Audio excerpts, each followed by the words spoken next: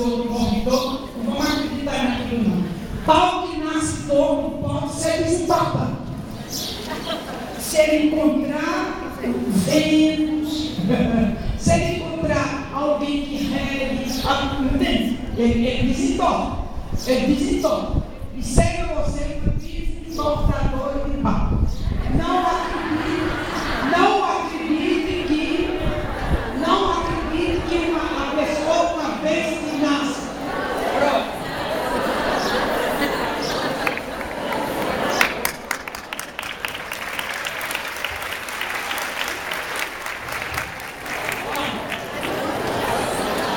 Exatamente.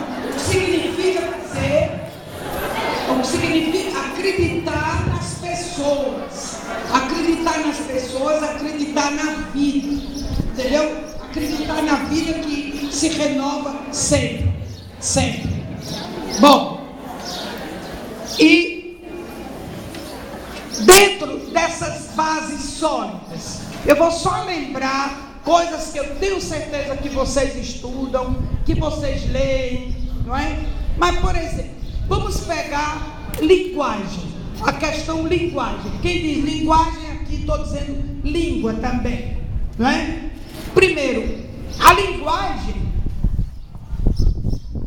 ou a língua, não é só a língua, vou falar na língua, não é um meio de comunicação, não é só isso. A linguagem é uma atividade, a linguagem é um fazer, entende? Então, sempre que você fala, faz alguma coisa. Eu estou falando, estou explicando, estou advertindo, estou estimulando, entende? Então, sempre que você fala, você faz alguma coisa. Então, a linguagem é uma forma de agir. Eu costumo dizer, às vezes, quando a gente ouve certas pessoas dizerem, fulano não faz nada, só faz falar. Já faz alguma coisa. Entende? Já faz alguma coisa. E muitas das nossas atividades começam assim mesmo, com a fala. Então, essa coisa de dizer língua é um meio de comunicação, não é? Língua é uma atividade em que as pessoas tentam fazer alguma coisa em relação às outras.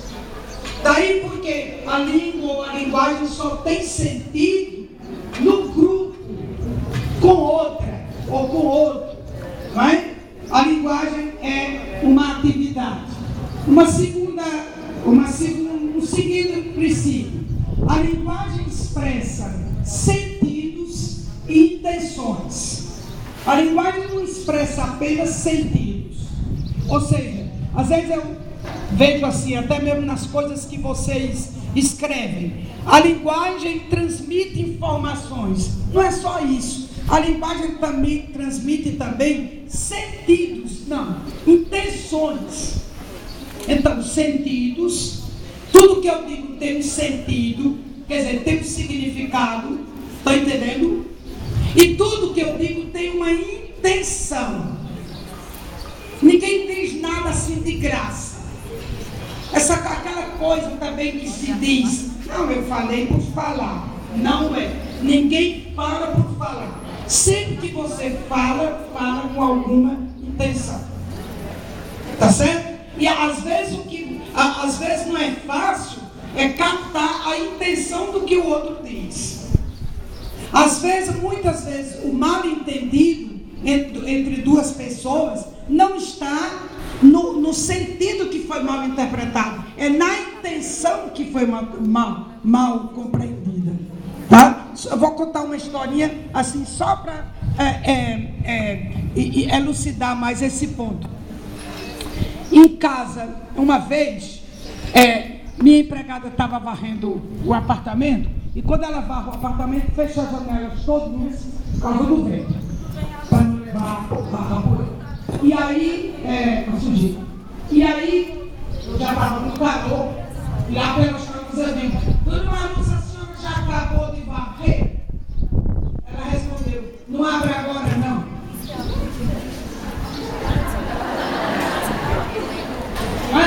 Quer dizer, maravilhoso o nosso diálogo. Agora, do ponto de vista linguístico, é um desastre. Porque eu perguntei, já acabou de barreira, se não abre agora não. Não tem nada a ver. Aparentemente não tem nada a ver, não é? Mas o que foi que ela captou? Ela captou, além do sentido, a intenção. Tá? E sempre, repare, como é que eu posso levar isso para a sala de aula? Eu acho que às vezes quando a gente lê um texto, é muito assim, o que foi que o autor disse? Entendeu? Ou qual é a mensagem? Aquela célebre tarefa de qual é a mensagem? E muitas vezes a gente deixa de lado a compreensão de por que o autor disse tal coisa. Qual foi a intenção? Inclusive, qual foi a intenção dele falar como falou? Entende? O que é que ele está querendo dizer com aquilo? É uma advertência? É uma crítica? É uma ironia? Entende? É uma ressalva que ele quer fazer? Ou entende? E às vezes essas intenções, elas não são muito facilmente, são sutis, não é? E a gente entende isso, que tem até uma história de dizer, fulano com segundas intenções. A segunda intenção é aquela que está por baixo, e é a principal, é aquela que está nas entrelinhas, é a leitura das entrelinhas, tá? Que precisa ser feita. Portanto, a linguagem expressa sentidos e intenções. A linguagem só se realiza na interação. Também uma coisa que a compreensão popular descobriu muito, ninguém fala sozinho.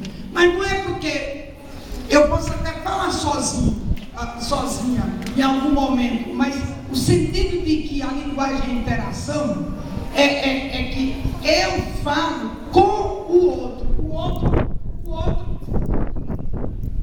me contribuindo ou intervindo para eu fazer meu texto.